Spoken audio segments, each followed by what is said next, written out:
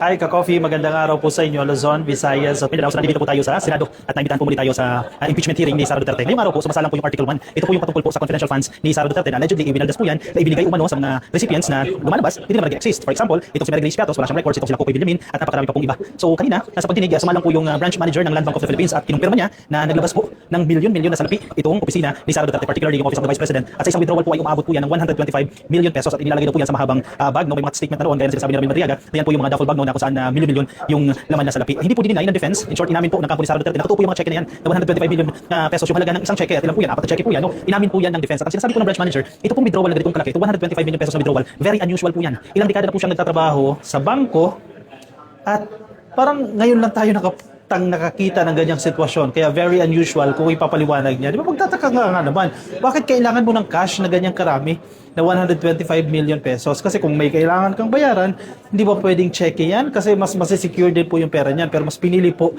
na magkaroon po ng cash nito ni Sara Duterte o ng kanyang OVP. OVP pa lang po yan, hindi pa natin pinag-uusapan dito yung sa Department of Education dahil meron din pong confidential funds sa DepEd. Kanina, nakausap po natin si Prosecutor Terry Redon. Maganda rin po yung kanyang mga sagot sa ating mga tanong at yung kanyang paliwanag sa umuusad po na impeachment trial ni Sara Duterte. Pakinggan po natin siya. Kumusta po yung first day natin sa another article, ito Article 1, yung confidential funds.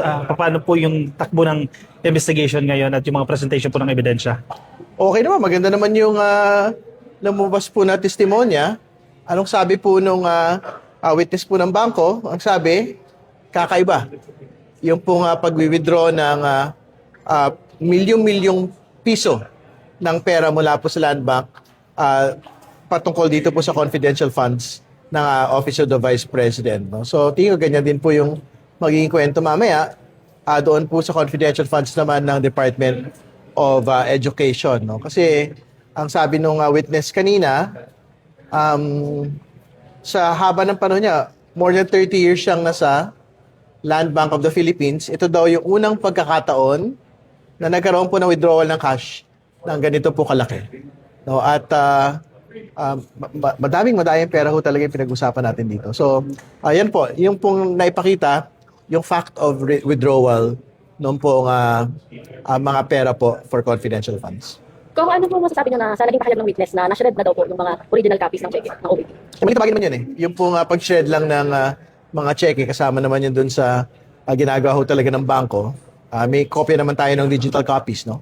So, wala pong problema yun. Pero ang napatunayan ho kanina, yung fact of withdrawal mula sa bangko, linagay sa duffel bag, well, hindi duffel bag yung binanggit, linagay sa mga bag na mahahaba, yung pagkakabanggit po nung atin pong witness, at inilabas doon po sa bangko po ng Land Bank Shaw Boulevard. So may nakita po kayong perang hindi may paliwanag ng kanyang sweldo, negosyo, o deklaradong ari-arian? Ibang bagay pa yun, no? So, sa unexplained wealth, pag-usapan yan, yung pinag-usapan po natin dito, yung confidential funds misuse.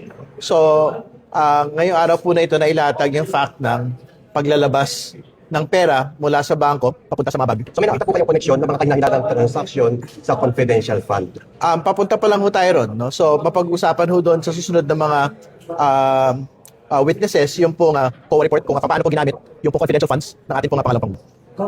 Are you satisfied or confident sa presentation in your first witness dito sa article? I think very precise naman po yung sinabi ng pong witness po natin. Ang sinabi po niya, for the first time, nagkaroon po na ganun malaking transaction. Ang sabi niya, unusual yung transaction. Ang sabi niya, kakaiba yung transaction. Ang sabi niya, sa haba ng panahon niya, more than 30 years sa Land Bank, yun yung unang pagkakataon na nakakita siya ng ganung malaking withdrawal po ng pera.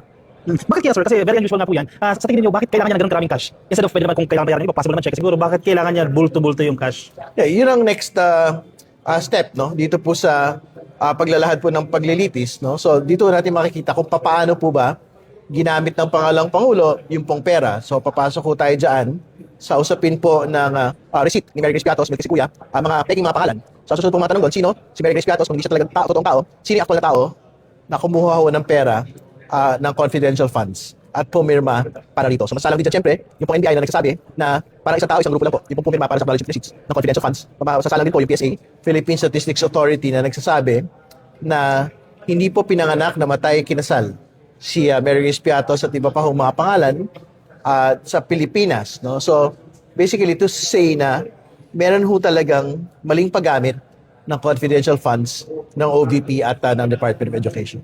Kung dito po sa inyo yung pangalawang witness, ano po yung mga ina-expect po ng mga Ganyan din naman ho yung inaasahan ho natin. Wala pong pagbabago. Magbabago lang naman po yung branch na pinag-uusapan. Ito naman po ay branch relating po sa Department of Education. So, tingin ko po, tuloy lang po yun. So, I think you will have similar questions na ilalatag po ng ating pong prosecution doon po sa witness po ng Land Bank relating to the DepEd confidential funds. Kung sa tingin niyo po, malaking tulong yung mga sinabi ng witness ngayon sa impeachment trial ni Sara Duterte. Malaking bagay po yun kasi syempre, naipakita ho ron na this is an unusual transaction. First time, nagkaroon po ng ganung pag-withdraw na nakita ng po ating witness. No? So, yan po yung ilan sa mga tumimo na mga pagsasalita doon po sa binabanggit po ng ating pong witness. Previously, sir, may mga reports na posible daw lumabas si Mary Grace Piatos pero base sa statement nyo, hindi siya nag-exist dito. Ano po yung clarification natin doon? Tingnan pa ho natin. So, wala pa akong pagpipinal. Yung po prosecution kung will we subpoena Mary Grace Piatos or whatever else it is na gagawin po namin sa bagay po na yun. So, antayin ho natin. Mahaba pa naman ho yung mga trial dates ng confidential funds misuse.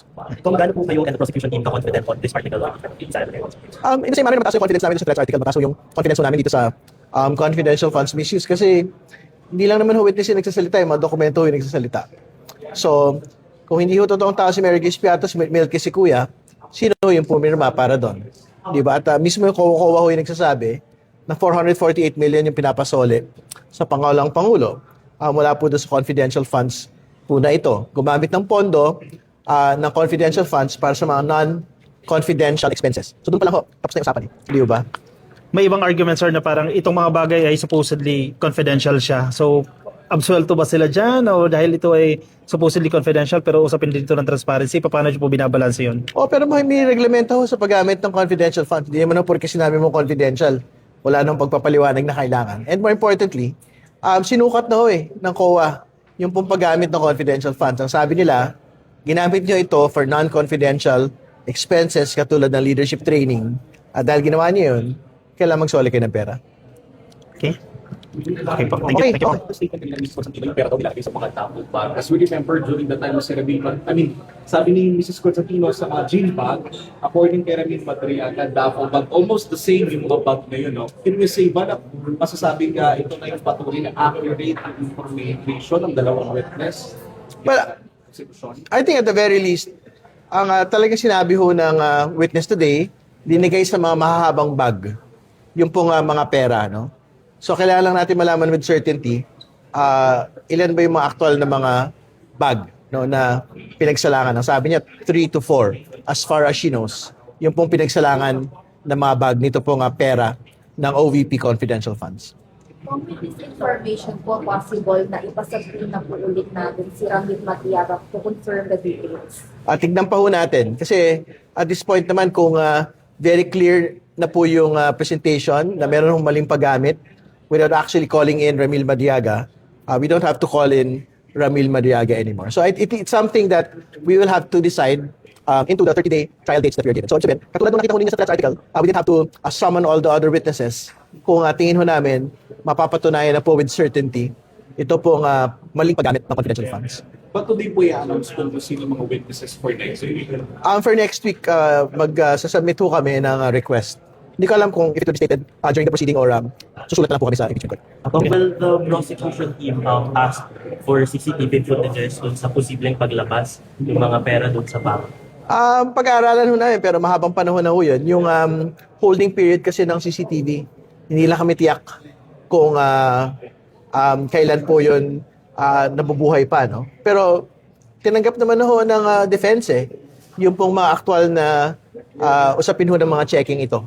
So tingin ko hindi na ho kailangan siguro yung CCTV. Shaka Coffee, yan muna ang hatid ko sa inyo. Mamaya bibigyan ko pa po kayo ng updates patungkol dito sa nagaganap na impeachment trial ni Sara Duterte. Nasa season 2 na po tayo, ika nga, no? Article 1 po ito patungkol sa confidential funds ni Sara Duterte. Baka may mga tanong po kayo sa ating mga prosecutors, sa ating mga mababatas, ilagay nyo dyan sa comment section. Baka may mga comments din po kayo, ilagay nyo lang dyan sa comment section, no? Para mabasa rin po ng iba nating mga ka-coffee. Make sure na kayo po ay nakasubscribe na. Yung mga nasa YouTube po nakikinig sa atin, make sure na nakasubscribe na po kayo. Yung mga nasa Facebook, make sure na nakafollow na kayo. At sa TikTok, nakafollow na rin po kayo para updated kayo sa mga kaganapan po dito sa